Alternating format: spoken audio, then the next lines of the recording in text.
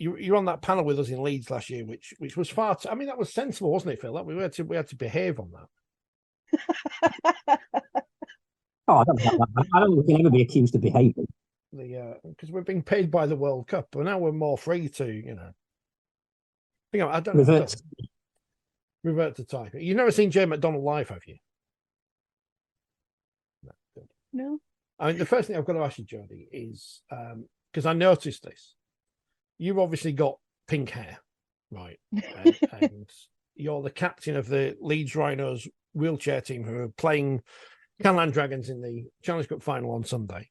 But Amy Hardcastle signed for the club in the off-season, and she did have pink hair, and now she doesn't. So did you have to have a word and say, look, I've been here longer than you? This is my gimmick. Full rank.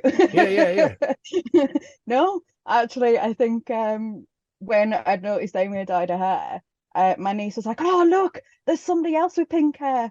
And apparently Amy's also her favourite player now. So it must be something about it. I mean, is that a disappointment? Because obviously you want to be your niece's favourite player. You can't have somebody else steal that spotlight.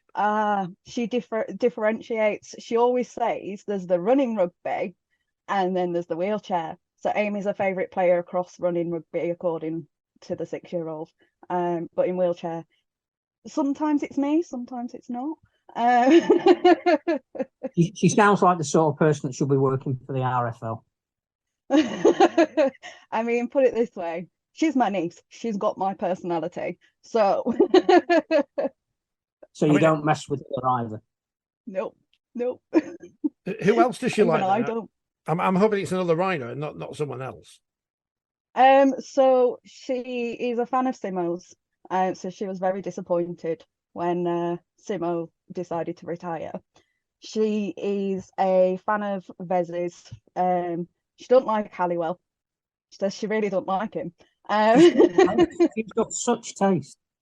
But yeah, across men's and women, she's a Rhino supporter, of course. But yeah, she just likes Amy. Apparently, she likes Caitlin. The men's team, she's not bothered about. I mean, that's fair. That's fair comment on this year. I think that's fair. Like wheelchair and women, she's shrewd. Yeah, she's just like, I don't care for them. That I will say, she had a little bit of a thing a few years back, and I say this on Jackson Hastings. He was her favourite player at the time, and obviously I'm like, no, not quite. Let's look at this team. Not biased at all, but obviously I'm pointing her towards Rhinos and being like, choose one. How are things in the camp? How last week we were at Brighouse interviewing all the people ahead of the Challenge Cup finals, and the first question I asked everyone, because it's boring, is how excited are you? How excited are you for Sunday and the Challenge Cup final? Yeah, absolutely. I'm sure everyone else, has answered the question the same. I think as we get towards the back end of this week, the nerves will be kicking in a little bit. But at this moment in time, I'm like, yeah, can it be Sunday yet? And we are kind of, I'm going to use Simo's favourite phrase at the minute, we're in the sink or swim part of the season. And, everyone's got to be putting in those extras, and everyone is. So I just want it to be Sunday. Like, I've got a busy week, because it is, but I'm bored of the busy week. I just want to be there. I mean, it's difficult because the fixtures don't fall every week. So how do you physically prepare for what you know is probably going to be your toughest battle of the season? I mean, first of all, I'll say I messaged my supervisor yesterday and I was like, I'm going to need Monday off. Regardless of the result, I'm going to need Monday off. And she, no questions asked. She was like, okay, that's fine. Because, it's a physical sport, as is any form of rugby league. But for me, I know, so I've had a good PT session today with my trainer. I know I've got training tomorrow night with the rest of the team. And that is it for the hard stuff for me for this week. It's very much mobility wise, making sure I've still keep stretching, and maybe, and I hate yoga with a passion, but maybe some yoga. I keep thinking one day I might find something I enjoy, like Pilates, Again, I'm dropping Simo in it here. He loves Pilates. But yeah, for me personally, because I have to obviously keep in mind I work a full-time job. I have another job where I pick up as and when. They've been told, nope, don't ask me this week. I'm not interested. And it's very much about managing, myself, not just physically, but mentally as well. So I don't know many people that get away with a 3-day week leading up to a Challenge Cup final when they work full time, but here I am. The first amazing revelation there is that you've got a supervisor. Good luck to them. She's coming on Sunday actually. So I think. I mean, we look back at last year's game, and the first thing is the Dragons play a slightly different style to anybody else you play. I mean, clearly there is an element of them that play at Halifax, and that gives them an edge. But the Dragons themselves are a very physical proposition in terms of they're aggressive, aren't they? Yeah. But I watched you playing at Medway Magic, and I am convinced that you are the hardest tackler in wheelchair rugby league. Rugby league, Bill. But how do you prepare for this Dragons challenge that is different? You'll only ever really see once in a campaign. Yeah, I mean, the thing is, you can't prepare for the physicality of it. Like, I am very much aware that we are all players that are going to put our bodies on the line regardless. And last year when we played them in Challenge Cup final, there's a few of us that came out injured. Myself and Simo were joking about being stuck in bed for a couple of weeks after. But yeah, no, I wouldn't have it any other way, if I'm honest. Like, I'm looking forward to it, and I'm not. Don't get me wrong, within wheelchair rugby league, there are very physical players who, play aggressively, tackle aggressively, and I love it. However, it's a completely different element having Catalans Dragons, because the game in France is that much more physical. And I think it took me a second last year to go, oh, fending's a thing. To the point where at one point in the game, I think Gilles tried to fend me off and accidentally hit the chest area and was apologising very, very quickly in French. And I'm going, rugby league, innit? To which he had no clue what I was saying. My accent gets very black country at that point. So, it's one of those things, and it's I think anybody that comes into rugby league as a sport expects some kind of physicality. But for me, playing against all the teams I've played against in the last 15 years, I hate saying 15 years, it's one I look forward to before it happens. Afterwards, I have a little bit of a pity party for myself for a few days until I can move again. But I wouldn't have it any other way. Are you glad then you only have to face them once a year in the challenge? They're not in the league as of yet. Who knows what's going to happen in the future? Are you glad we only have to play them once a year? I mean, it's twice if you count the festival, and even then that was a 10-minute game, and I was like, oh.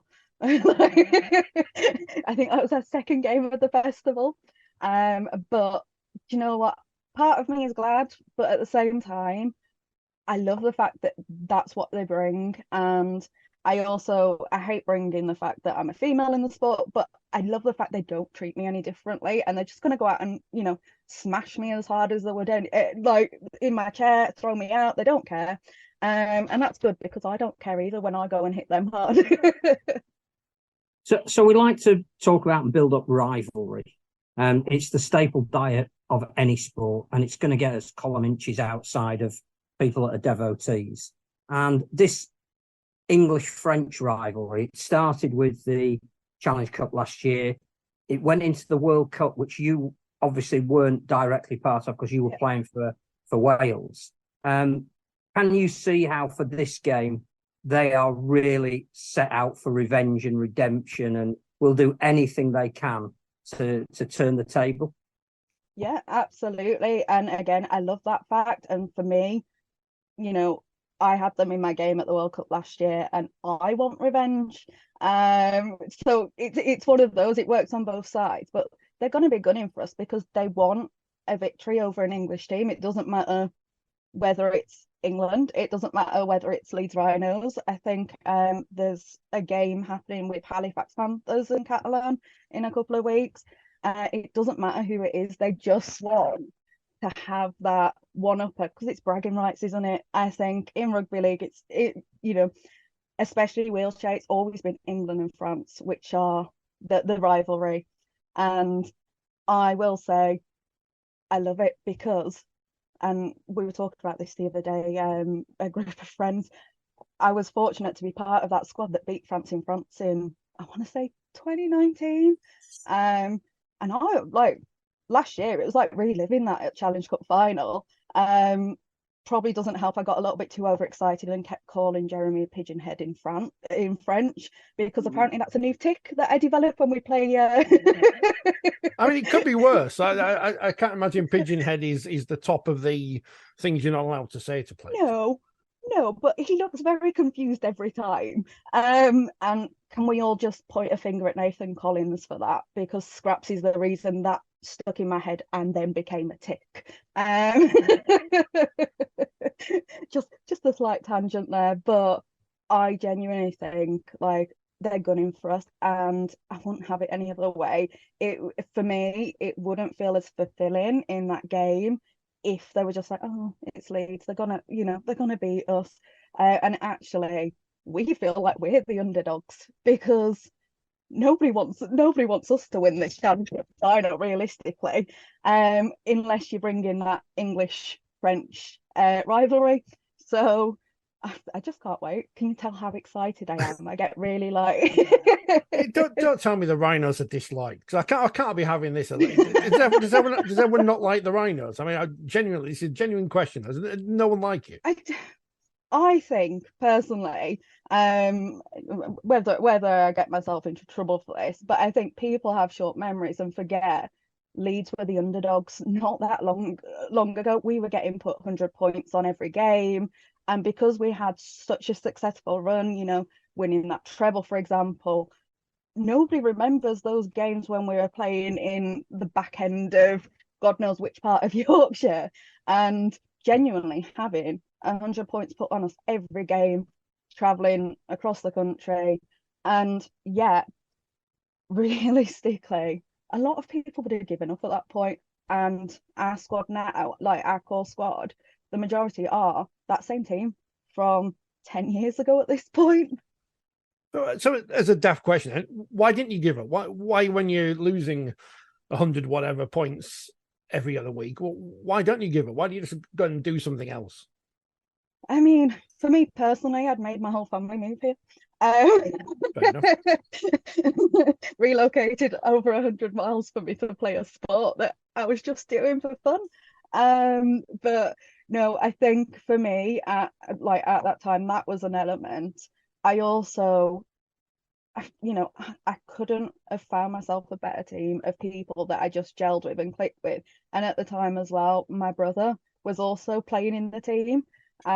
So it felt like we can only get better. And we knew at the time with our coach, there was a 5-year plan going, and every single one of us bought into that. And it just shows what happens when players buy into it and the ethos we have. So yeah, we've lost a couple of people along the way. We've gained a couple of people in the first team, but for the most part, it's still the same people all those years ago that I essentially relocated everyone on a whim. So you mentioned those people in the core. Clearly, one of the people who's dropped out from the playing side to now become, he says, the mastermind behind it, is James Simpson. I mean, how much have you missed him on the field? But I've heard Tom Halliwell refer to him as revolutionary, and he's got some off the wall ideas from a wheelchair perspective.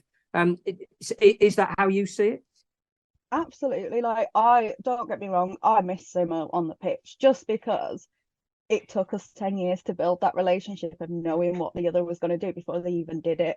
And it's not an easily replaced relationship on the pitch. However, you know, we've had some new players come in and those relationships are developing. But Simo, I think at first when he was like, I'm retiring, you know, we've won a World Cup, I'm retiring, I'm done. And I was just like, here we go. Let's see what he's got in store. And honestly, I mean, by the time we get to a training on a Wednesday night, I've already worked maybe a 15-hour day at that point.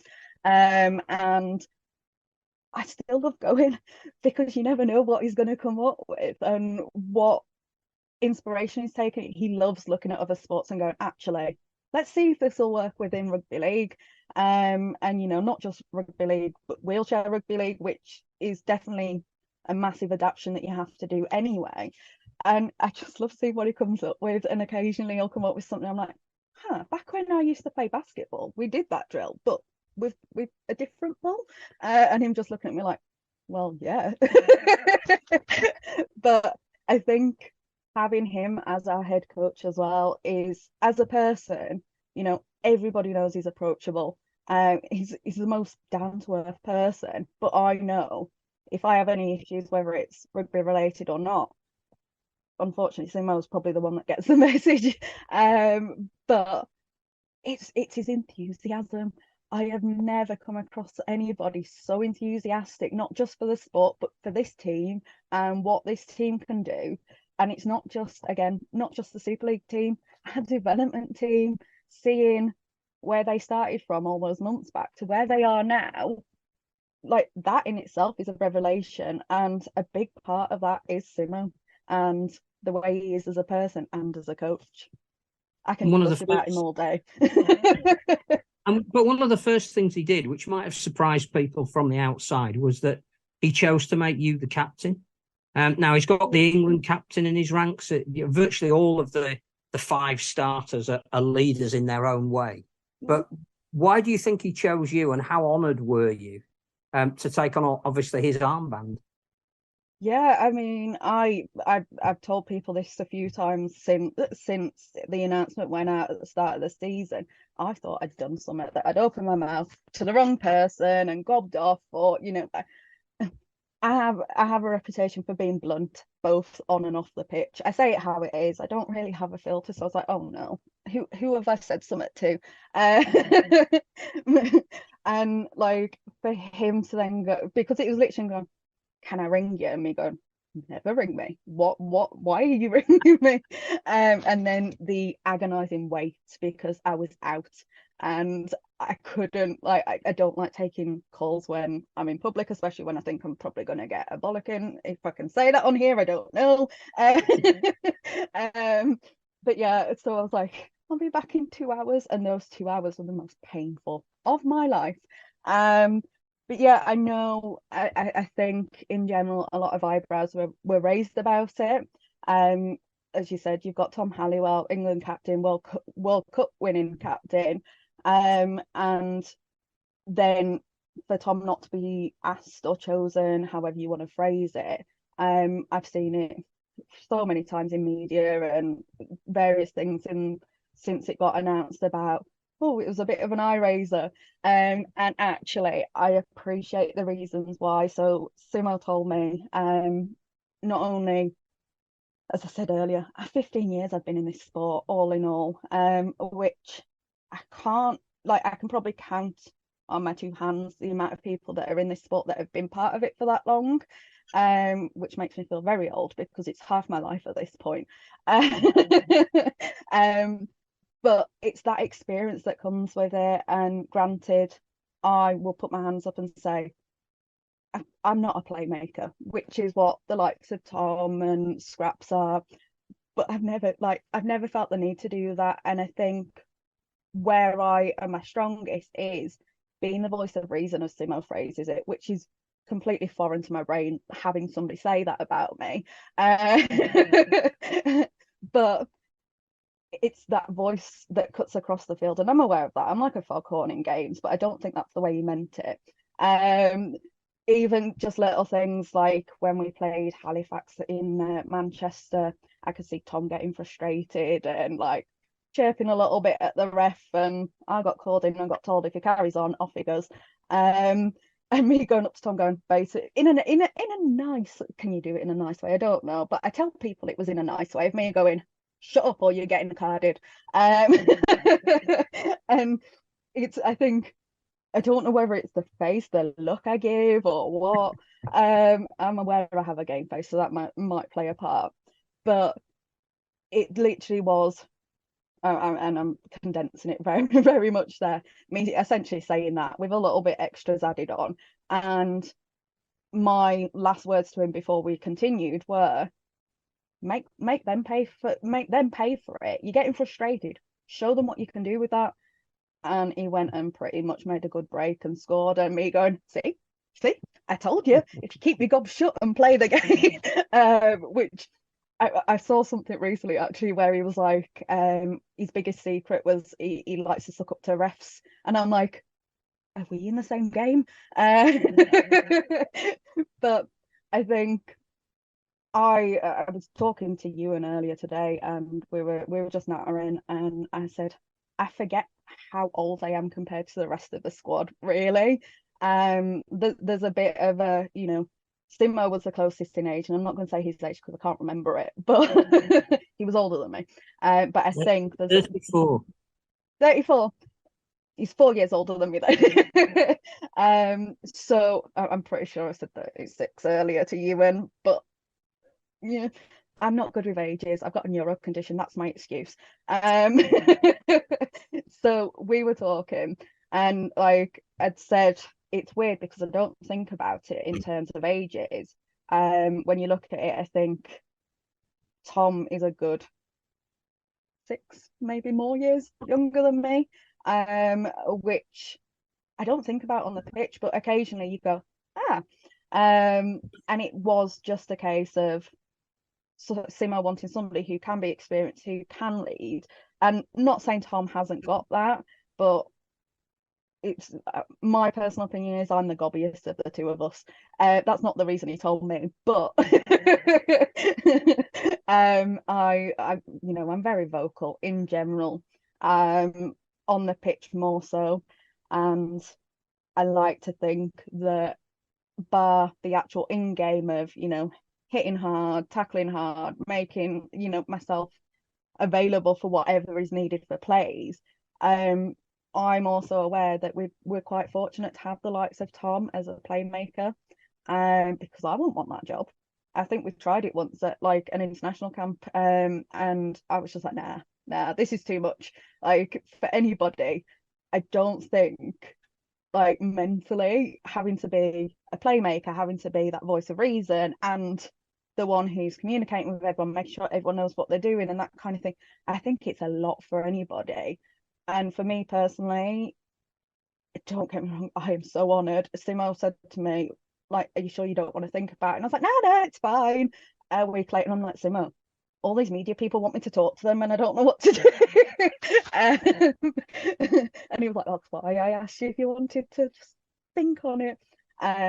So it's one of those, I think it raised some eyebrows, but myself and Tom work really well as that different type of leadership on the pitch.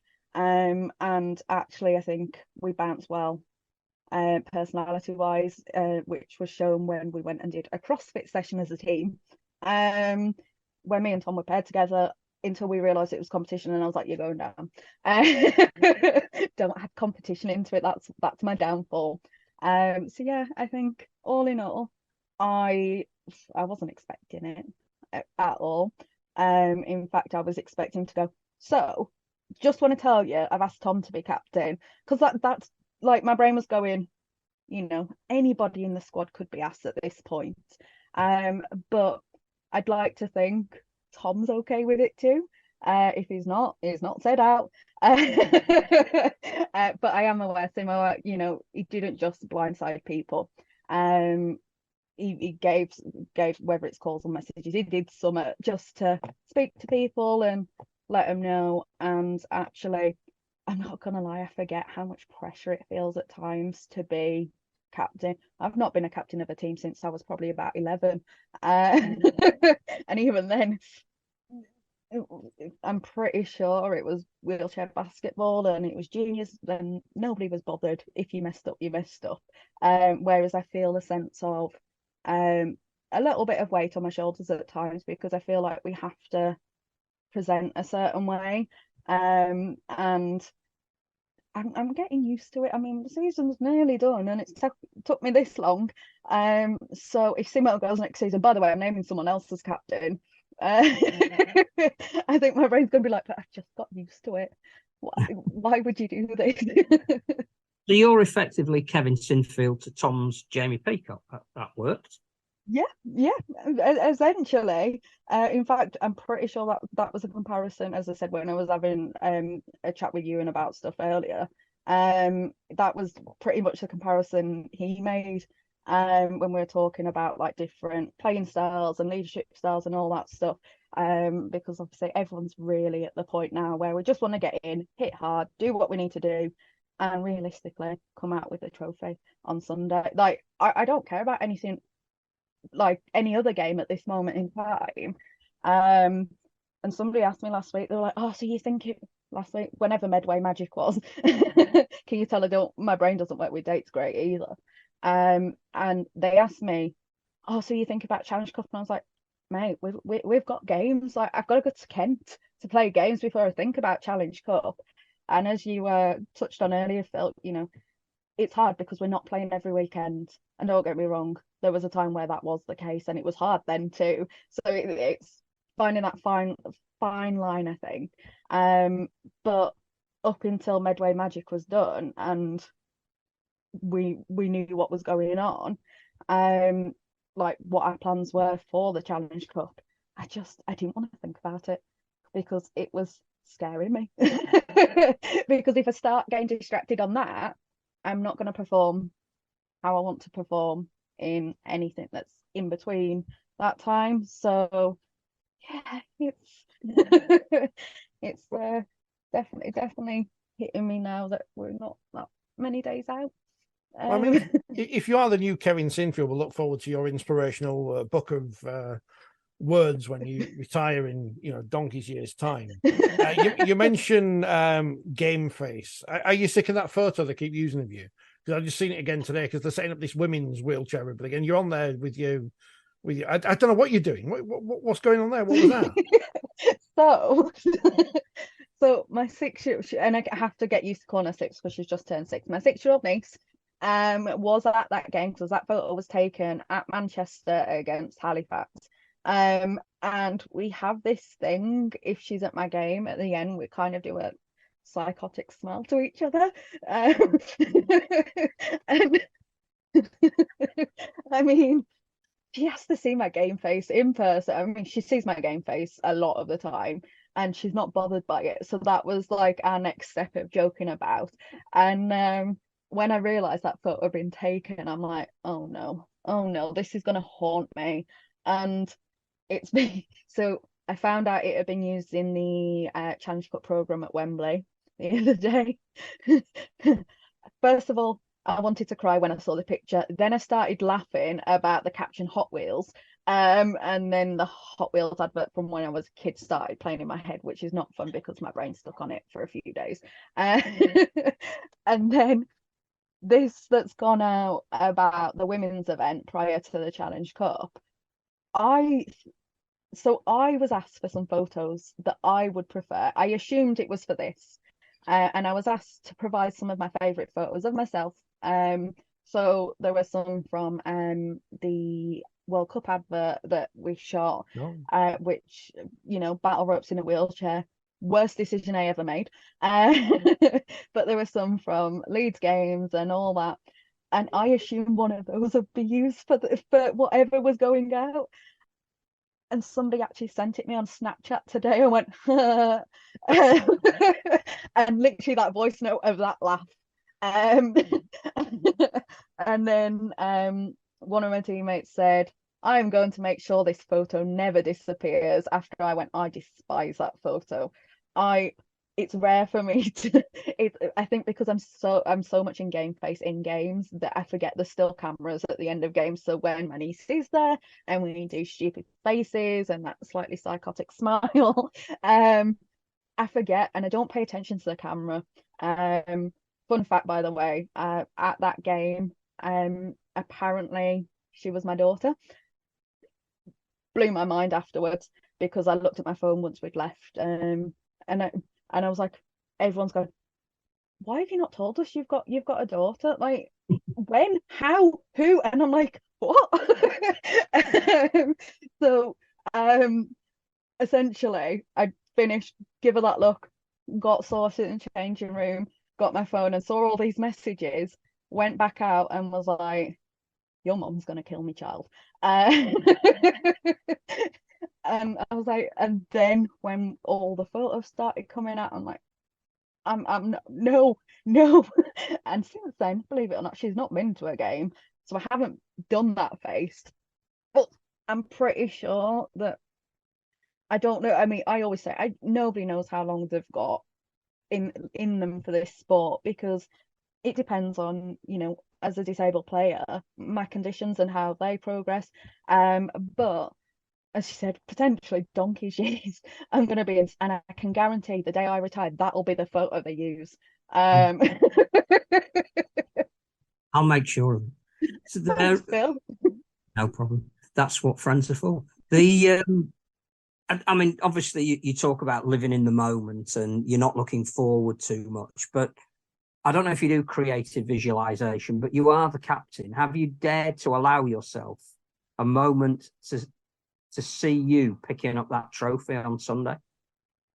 Do you know what? No, until I did a Zoom interview last week with somebody from BBC, and she added even more pressure to my shoulders as she made a comment regarding, and my brain couldn't help itself, regarding the fact that, not only were we history making, with no other team in wheelchairs had the trophy 4 times. And I'm like, okay, I know that's pressure. I'm aware that's pressure that everyone is putting on us. And she went, well, from my research, it looks like you'll be the only female captain in wheelchair to, and I'm like, no. And my brain just for a split second, and I'm like, no. So I mean, I don't know if that's correct or not, but for that split second she caught me off guard. And I struggle to visualize things. So for that little thing to creep in, I'm like, no, that better not have jinxed us. And since then, I've refused to think about it. But the conversations, whether it's at training, like speaking to yous, I can't put that image in my head because I am very superstitious when it comes to it. And I know that from last year when we played Catalan, even at the festival, it was hard. Like it was very evenly matched, and it was only because of a few things that could be 50-50, or little tiny percentages or percenters, that's not a word, but we're gonna go with it, that we did everything. And because we stayed working as a team and really much team mentality, I'm like, no, not thinking about it. And even, I'm not gonna lie, even if we get to the last 2 minutes and we are winning, that is not going in my brain. And it is, I am superstitious when it comes to those things. Like I don't know what it is, and maybe it's a similar thing across the board. I don't know. I've never really gone, have you thought about this? But for me, last week I was just like, if we lose, it's your fault. To the poor person interviewing me. Obviously I don't mean that, but yeah, I can't even things like, and it might not seem a massive thing, but even internationally with Wales, the Celtic Cup, for example, not once have I ever gone, okay, I can see myself lifting it. That's just not who I am. So the fact that brief second that it went, and I was like, no, we can't do that. So actually I think the first time I'll visualize it is as I'm living it, very much as you've said, living in the moment, because not only that, again, neuro condition. My brain will forget about it all until somebody else mentions it. It won't be there until, as I said, we get to the last end part of this week, and then hyperfixating is what I'll be doing, and I'll be. I can guarantee I will probably watch last year's final back several times in like 2 days. I hate watching myself play. Like, I hate watching it back, but I put myself through it when it comes to finals, just because it's the only way to stop any images coming into my head, as weird as that sounds, about lifting a trophy. And don't get me wrong, am I confident? Yeah. However, you don't know what's going to happen until you're in that game, and that is very much where my mentality lies at the minute. Because time's going to beat us, I don't have time to ask you, and you could have blamed neuro conditions or whatever on how you thought I did in that training session last year, and the only one I turned up at. So unfortunately, we don't have time to ask you that, which is a shame. But that's fine. It's me. I talk forever. No, it's always better when we don't ask any questions. Sum up what people will see on Sunday for those who maybe watched the World Cup or didn't watch the World Cup, or have never been to a game, never seen a game. What can we expect to see on Sunday? I mean, I'm talking about visualization. You can't visualize yourself. I can't say the word. You just speak. We've got 2 minutes until Zoom kicks us off, so you speak. Yeah, no, absolutely. The only way I've been describing it to people who have not watched games recently is you're going to see hard hits, you're going to see chairs and people flying, you're going to see fast, furious. Like, that's the only way. And I know people go, oh, it's the sounds, and surely you must get injured. And I always like hear people go, oh, it's just the chairs. I can promise you, it's not just the chairs. But it's so exciting. And I'm saying this, I will watch any wheelchair game I get a chance to. Obviously, schedule permitting, but I think we're planning to, me and my best friend are planning to get there early so we can watch a little bit of the game before us, and regardless of what level, it's going to be exciting, and you get to see from grassroots to Super League. What more can you want? Like, people hitting each other hard in metal chairs and nobody crying about it. Well, you won't mind if at the end of it a couple of Frenchmen are crying about it. I mean, I'm not gonna lie. Last year, when I turned around and saw Seb crying, it made me a little happy. Yeah. And I'm pretty sure he knows this. But it made my heart a little leap of joy. Until afterwards, where when like I was like, oh, should I feel guilty? And then I was like, no. So I mean, I'm not gonna complain if there's some Frenchmen crying. But as I said, it's one of those, you're gonna take hits, you're gonna have impacts, and I know for me and my teammates, we are very much put your bodies on the line. Most of us just fight through whatever injury we get anyway. Whether that's good or bad, medically speaking, I'm not saying anything. But that's the fun of it. It's going to kick us off, Jodie. So thank you for coming on. Good luck. No worries. Thank you. Phil will be cheering you on from Headingley. I'll be cheering you on from. I'm working, so I'm going to miss it. So I'll be sneaking a watch. But you'll come back on again. Well, we've not upset you too much. Yeah, absolutely. Like, as you know, I'll talk forever. Yeah, well, we'll get you on for longer next time. Let's go. Good luck. Fingers crossed. You. Smash some French people. You.